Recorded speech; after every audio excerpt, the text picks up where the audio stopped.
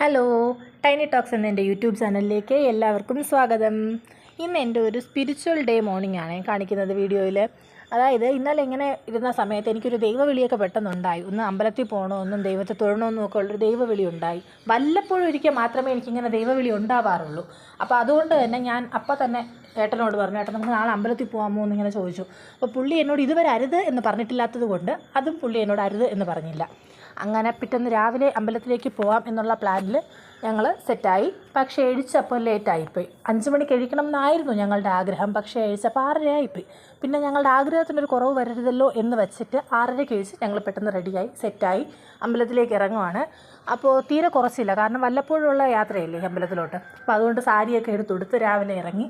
ഇവിടെ തിരുവനന്തപുരത്തുള്ള ആറ്റുകാൽ ക്ഷേത്രത്തിൽ പോകണം എന്നുള്ള ഇതായിരുന്നു. അപ്പോൾ എനിക്കെന്തോ ആ അമ്പലത്തിൽ പോകുമ്പോൾ ഒരു പോസിറ്റീവ് വൈബാണ് കേട്ടോ. എന്തോ എൻ്റെ ടെൻഷനൊക്കെ പെട്ടെന്ന് പോകുന്നത് പോലെ എന്തോ ഒരു പ്രത്യേകത കിട്ടും ആ അമ്പലത്തിൽ ചെല്ലുമ്പോൾ. അങ്ങനെ ഞങ്ങൾ ചെന്ന് അവിടെ നാരങ്ങ വിളക്ക് കത്തിക്കുവാണ്. ഇതിപ്പോൾ ഞാൻ നാരങ്ങ വിളക്ക് ഇങ്ങനെ കയ്യിലെടുത്തപ്പോൾ അകത്ത് ശീവേലിയുടെ മണിയടി മുഴങ്ങുന്ന സൗണ്ട് കേട്ടു. അപ്പോൾ നമ്മൾ പറയത്തില്ലേ, നമ്മളൊരു കാര്യം ഇങ്ങനെ ആഗ്രഹിച്ച് പ്രാർത്ഥിച്ചുകൊണ്ട് നിൽക്കുമ്പോൾ ഒരു മണിയടി സൗണ്ടൊക്കെ കേൾക്കുന്നത് ഭയങ്കര പോസിറ്റീവാണെന്ന്. അങ്ങനെ ആ ഒരു പോസിറ്റിവിറ്റിയുടെ ഊർജ്ജമൊക്കെ ഉൾക്കൊണ്ട് ഞങ്ങൾ തിരിച്ച് വീട്ടിലേക്ക് വരികയാണ്.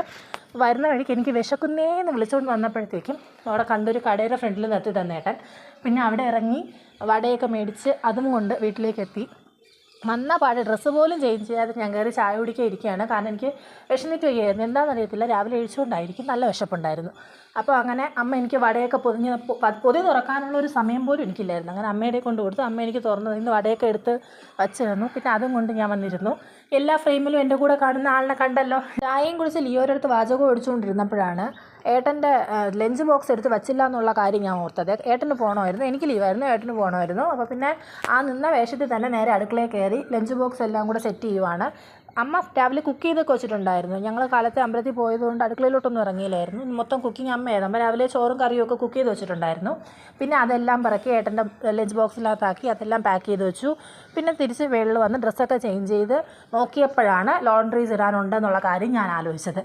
പിന്നെ അതും കൂടെ ചെയ്തിട്ട് താഴേക്ക് ഇറങ്ങാമെന്നും പറഞ്ഞ് ലോണ്ട്രീസ് എല്ലാം പറക്കി കൊണ്ടുവന്ന് വാഷ് ചെയ്യാനായിട്ട് ഇട്ടു. തിരിച്ച് വന്നപ്പോൾ എൻ്റെ ലിയോ പിണങ്ങി കിടക്കുവാണ്. രാവിലെ ഞങ്ങൾ പോയത് സാറിന് അത്ര ഇഷ്ടപ്പെട്ടില്ല.